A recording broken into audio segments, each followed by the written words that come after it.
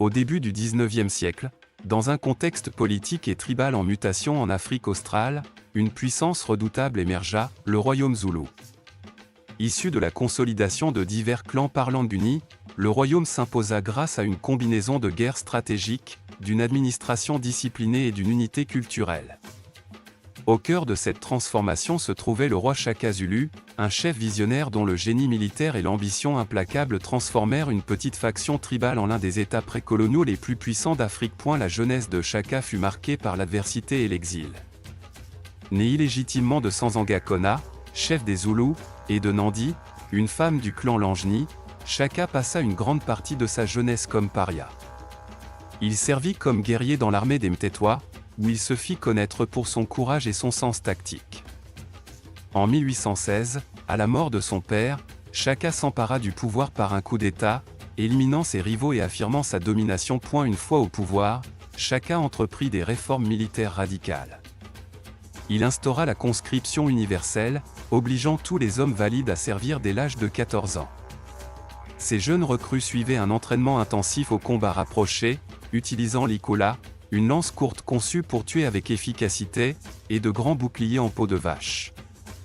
Délaissant la lance longue et jetable utilisée auparavant, l'arme de Shaka imposait le corps à accent grave-corps et une discipline totale. Shaka développa surtout la célèbre formation dite « des cornes de buffle », Isimpondo Zankomo, une stratégie d'attaque en 3 volets.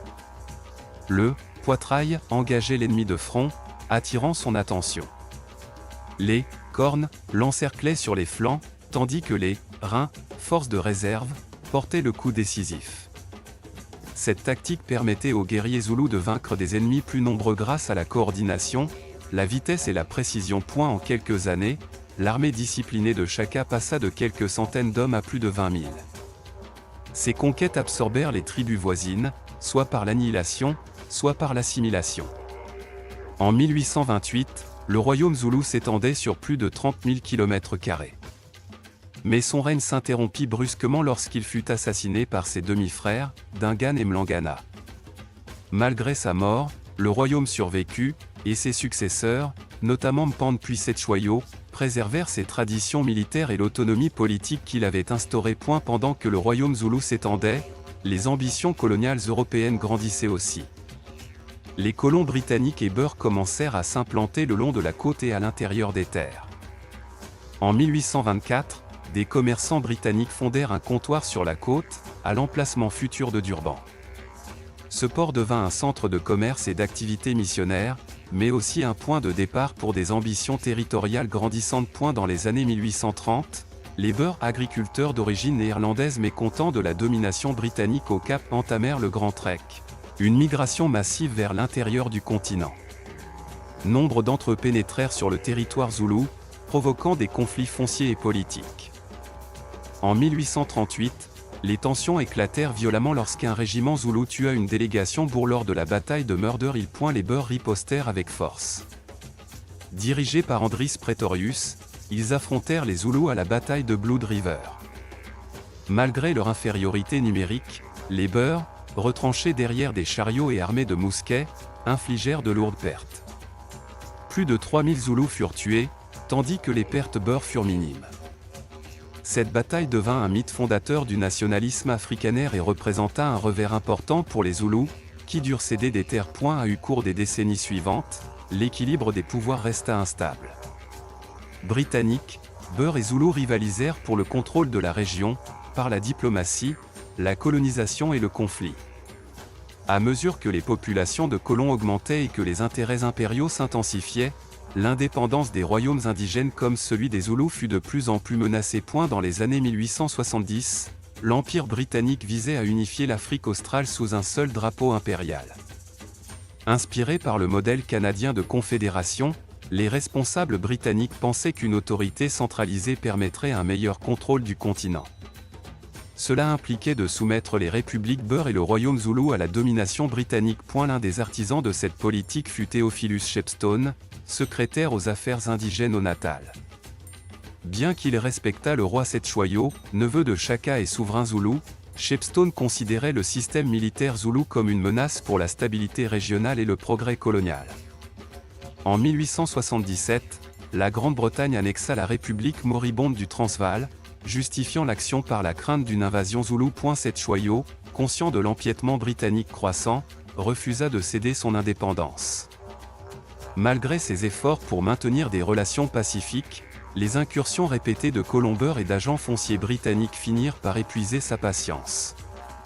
En décembre 1878, les autorités britanniques lui adressèrent un ultimatum: il devait dissoudre son armée, céder des terres et des chefs, accepter les missions chrétiennes et permettre une supervision britannique des affaires zoulous. Ces exigences étaient stratégiquement inacceptables. Les accepter aurait signifié la fin du royaume. Cette Choyo refusa, donnant ainsi aux Britanniques le prétexte pour déclarer la guerre. Le 11 janvier 1879, Lord Chelmsford lança une invasion en 3 colonnes du Zululand. Sa force comptait 7800 soldats, armés d'armes modernes, fusils Martini-Henry, artillerie, batteries de roquettes et mitrailleuses Gatling.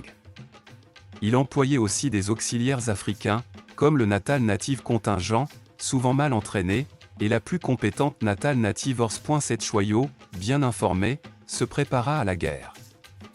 Il rassembla plus de 35 000 guerriers et leur donna un discours enflammé: je ne suis pas allé au-delà des mers pour chercher l'homme blanc. C'est lui qui est venu dans mon pays. Il veut me prendre. Que dois-je faire? Les guerriers répondirent: laisse-nous faire. Nous dévorerons l'homme blanc et le détruirons. Le 22 janvier, un impie zoulou massif dirigé par le chef Nchinwayo Kamaol attaqua le camp britannique d'Isandlwana, laissé largement sans défense par Chelmsford, qui pensait que l'affrontement majeur aurait lieu à lundi. Les Zoulous utilisèrent leur tactique des cornes de buffle. Les Britanniques repoussèrent un temps l'attaque frontale, mais furent enveloppés par les flancs. Les munitions s'épuisèrent, les ordres se désorganisèrent, et le camp devint un champ de massacre. Le résultat fut catastrophique: sur les 1600 soldats britanniques et auxiliaires, plus de 1300 furent tués en quelques heures. Ce fut l'une des pires défaites infligées à une armée européenne par des forces indigènes à l'époque coloniale. Le même jour, l'armée zoulou attaqua une petite mission à Rorke's Drift, défendue par 150 soldats britanniques, surtout du 24e régiment de pied, sous les ordres des lieutenants John Char et Gonville Bromed. À 16 h, 4000 Zoulous, menés par le prince d'Abulamanzi Kampand, lancèrent l'assaut. Dans un épisode devenu emblématique de la résistance britannique, les défenseurs repoussèrent attaque sur attaque toute la nuit. L'hôpital prit feu, forçant les blessés à être évacués sous les balles. Le soldat James Hitch, qui reçut plus tard la croix de Victoria, déclara: 3 Zoulous fonçaient sur moi.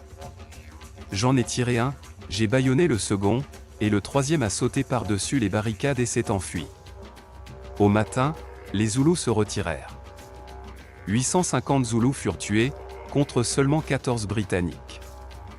11 croix de Victoria furent décernées, un record pour une seule action. Malgré le sursaut moral de Rorke's Drift, la guerre restait indécise. Les Britanniques subirent un revers à Loban, où le colonel Evelyn Wood fut mis en déroute. Mais le 29 mars, à la bataille de Kambula, la force de Wood, bien retranchée derrière des chariots et des tranchées, repoussa une attaque de 20 000 Zoulous, causant plus de 2000 morts, affaiblissant considérablement l'armée zoulou. Le 3 avril, Chelmsford, renforcé, vainquit une autre armée zoulou à Ginginlovu, faisant plus de 1000 morts en 20 minutes grâce à l'usage de positions fortifiées, d'une logistique améliorée et du feu de masse. En mai 1879, la Grande-Bretagne lança une deuxième invasion massive pour écraser définitivement le royaume zoulou. Parmi les renforts se trouvait le prince Louis-Napoléon, héritier exilé de la dynastie Bonaparte, tué lors d'une reconnaissance le 1er juin. Une onde de choc en Europe. Le 4 juillet, les Britanniques atteignirent Ulundi, où s'était regroupée l'armée zoulou.